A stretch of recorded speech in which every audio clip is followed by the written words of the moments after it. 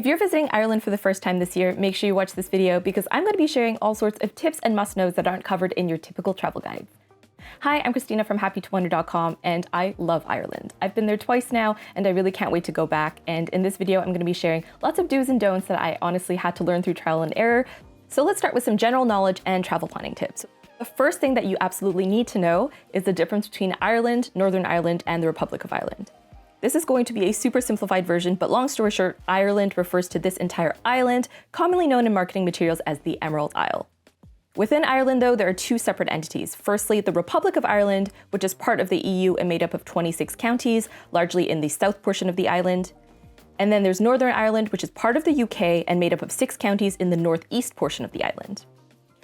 Now, the reason for this division is super complicated and rooted in a long history that is beyond the scope of a travel tips video. But long story short, the UK once upon a time was actually the United Kingdom of Great Britain and Ireland. In fact, Ireland was the British Empire's first colony and remained that way for hundreds of years.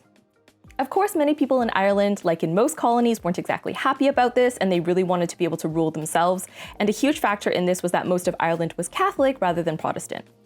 Centuries of tension later, a treaty was signed about 100 years ago that divided Northern Ireland from what was then known as Southern Ireland, giving that piece of Ireland something called home rule, which essentially meant they were now in charge of their own affairs. A year later, Southern Ireland left the UK and Northern Ireland remained because a large portion of that population was Protestant and pro-British. Of course, the story didn't end there. There was a lot of civil unrest for a long period for decades after that, especially during a period known as the Troubles, during which there was a ton of violence and acts of terrorism because there was still that contentious issue of should Northern Ireland belong to the Republic of Ireland or should it belong to the UK. While things are peaceful now and the civil unrest has been over for quite a while, it can still be a touchy subject for a lot of people because actually the Troubles didn't really end until the late 90s. A good example of this ongoing tension is the city known as Derry, Londonderry. Now, for some people, choosing one name over the other kind of implies your support for either the Irish Republic or the UK, so a lot of people pleasers like me will say both as Derry, Londonderry. So overall, educating yourself about the Troubles and the general history of Ireland can really help you avoid saying anything you shouldn't and also potentially causing any offense. Okay, that was a bit of a detour from the Ireland travel tips that I promised you at the start of this video, but the history of Ireland is just really important to understanding the country, and so if you're still here, thank you. Now back onto the travel stuff. Practically speaking, what travelers need to know is if you're going to Ireland, you shouldn't be expecting just one country with one currency. You're actually going to be dealing with 2 different currencies, the euro in the Republic of Ireland and the pound in Northern Ireland. In addition to multiple currencies, there's also multiple official languages. So in the Republic of Ireland, Irish, also known as Gaeilge, is also an official language. And as of a few months ago, in Northern Ireland, Gaeilge is also now recognized as an official language as well. And so don't worry, you can get by just fine with English in Ireland. You don't need to learn Gaeilge just to get by, but keep that in mind when you're looking out for street signs and things like that. A lot of the time you will see the Gaeilge names of cities and, maybe learn a few basic things like hello and thank you just in case you do have a chance to break it out. Now, in terms of getting to Ireland, one very important thing to know is that Ireland is actually home to one of the world's most notorious budget airlines, Ryanair. Whether you know them from their €1 fares once upon a time, from their self-deprecating TikToks, Ryanair is definitely a king in the budget travel space. Because they're headquartered in Ireland, you can fly from pretty much anywhere in Europe into Ireland for super, super cheap. So if you're struggling to find cheap flights to Ireland, consider getting on Google Flights and looking at different airports in Europe that you can land in, because from there you can easily book a Ryanair flight into Ireland for really cheap. Lastly, with regards to when you should visit, I'm usually a huge proponent of visiting in the shoulder or off season because then you can avoid the crowds, you can avoid the heat. To be honest though, I do feel like this advice is maybe less important in Ireland. So Irish weather is notoriously moody. In one single day, you might encounter sun, rain, hail, or all of the above in cycles throughout the day. And so to be honest, no matter what, you're going to be packing a raincoat and you're going to be bracing yourself for all kinds of weather. So I feel like going in the summer, you're not necessarily going to avoid that. And I speak from experience because one time I went in August and I had to wear a sundress with a raincoat pretty much the entire trip. Now, where you might actually see a difference though is with accommodation. Obviously in peak season, there's going to be more people wanting to travel to Ireland. So it's going to jack prices up quite a bit. And so if you want to avoid the higher prices, then do try to visit in shoulder season, but know that it's not as important for avoiding crowds as in other places. Another important must note is that Ireland is actually really expensive. There are certain countries in Europe that have a reputation for being expensive, like Switzerland, Norway, Iceland, but Ireland is shockingly quite pricey as well, especially if you're staying in the big cities like in Dublin. There's a huge housing crisis over there right now, so not only is it really tough to find affordable accommodation as a tourist, it's also very tough to find affordable accommodation as a local as well. And so what I would highly recommend is if you're on a budget and you're traveling in Ireland, first of all, book accommodation that has a kitchen, because one of the biggest costs in Ireland is dining out. So if you have a place to cook your own meals, you can save a lot of money. And also limit your stay in Dublin to only 1 to 2 nights instead of spending your entire time there, because the farther away from the city you get, oftentimes the accommodation can be a lot cheaper. It's also a really good thing to do because in my opinion, the Irish countryside is where it's at. Irish cities are amazing, but where the country really shines in my eyes is in the countryside and in the amazing landscapes that you pass as you're driving around. That's why, if you can, I'd recommend renting a car. Now, Ireland is home to some of the most scenic road trips in the world. In fact, the entire west coast of the country is something known as the Wild Atlantic Way, and it's basically this 1,600-mile or 2,600-kilometer stretch of just scenic beauty the entire time. Now, a lot of visitors that come will do portions of this road trip instead of committing to the entire thing. So a few really famous ones that are popular among tourists are the Ring of Kerry or the Dingle Peninsula, but honestly, that entire stretch is incredible. So if you have a car, you're able to pick and choose and kind of find your own hidden gems. Having a car will also allow you to book accommodation that's a bit farther out and not necessarily in towns or cities, which can often save you a ton of money. If you're not able to rent a car though, it's honestly not the end of the world. A lot of companies will do day tours these days from most major cities, and it's actually very easy to get around from city to city in Ireland, either by train or by bus. Of course, this option is way less flexible, and it's pretty much impossible to avoid crowds with this option because on a tour bus, you literally are the crowds. But still, if your choice is between being a cheesy tourist versus not going at all, obviously choose being a cheesy tourist. It is so worth it, and it's really worthwhile to kind of get out into the countryside and see some more sights beyond the cities.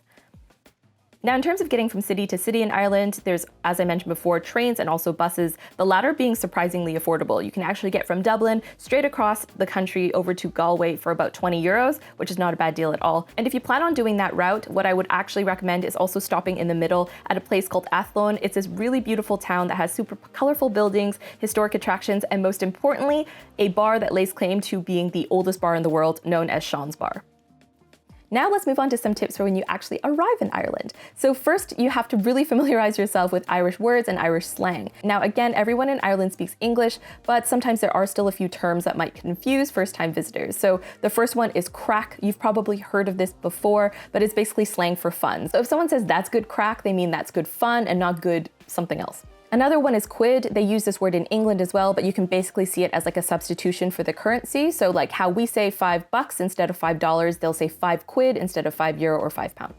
And this last one isn't slang, but it's very important. It's sláinte, which means cheers. And if you're doing your Ireland trip right, you will be saying this quite a bit throughout your trip.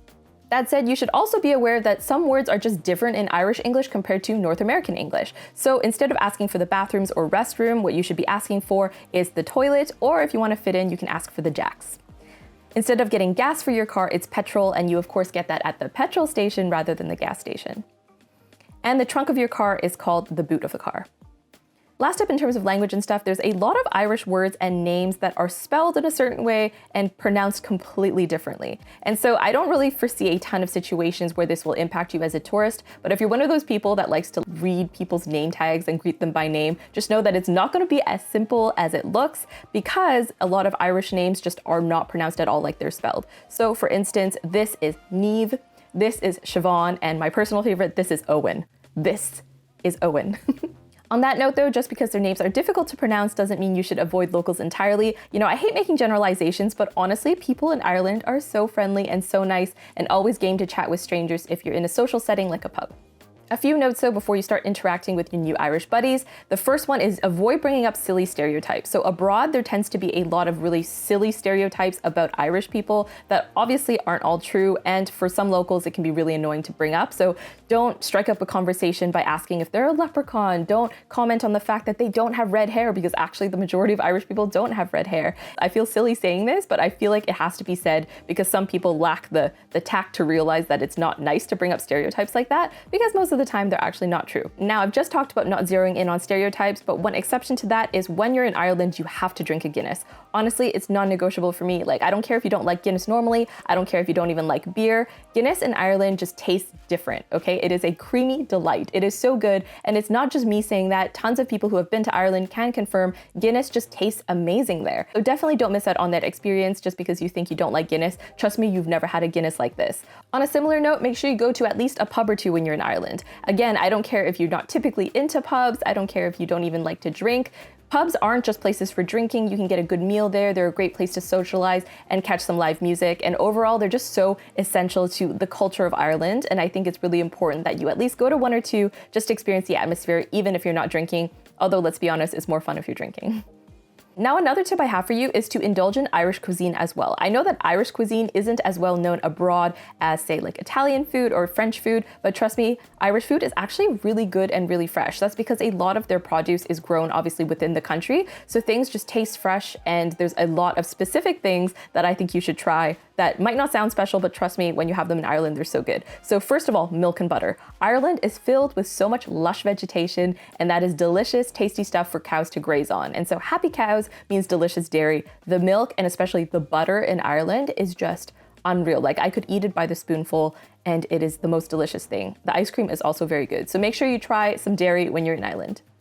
Another thing you should try is fresh seafood. So Ireland is obviously surrounded by water, and they have loads of delicious fresh seafood, especially oysters. I've noticed there are incredible, so make sure to give a few of them a try.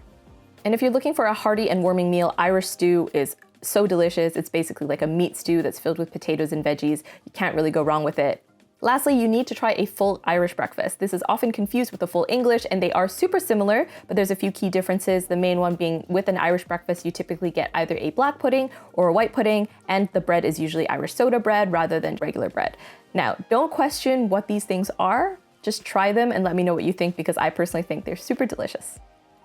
Now, when it comes to tipping, a 10-ish% service charge is often added onto the bill already, but if you don't see that that's added and you want to tip a little bit extra, just know that tipping culture in Ireland is not nearly as insane as in North America, and so typically you can just round up, do up to 10% for good service, but know that it's not usually expected. Now, if you are visiting some of the big attractions, I have a great tip for you, okay? Go right before they close. So the Cliffs of Moher is probably one of the most famous destinations in the entire country, and if you go there during the day, there's going to be busloads and busloads of tourists, and it's going to be super busy, but go just before they close. Go at sunset, and it's miraculously empty. These photos were taken in August, okay? Peak season. And there was nobody there at sunset. So if you want to enjoy some of these sites without crowds, definitely go just before they close. I did the same thing with the Giant's Causeway. I parked up just pretty much right before the visitor center closed, and we got to see it this empty, which definitely during August is super rare. All right, last but not least, this is a very dorky but important tip. Be sure to binge lots of TV shows and movies that are set in Ireland before your trip. Ireland is such a beautiful country, and it comes across so beautifully on screen that if you watch a bunch of movies and TV shows set there, it's gonna make you a million times more excited for your trip. I've got tons of recommendations. So if you want romance, there's a lot of different options. There's Once, which is a beautiful film. There's P.S. I Love You, which is a classic. There's Leap Year, which is like, one of those so bad it's good kind of rom-coms. And there's also Finding You. All of these are great choices.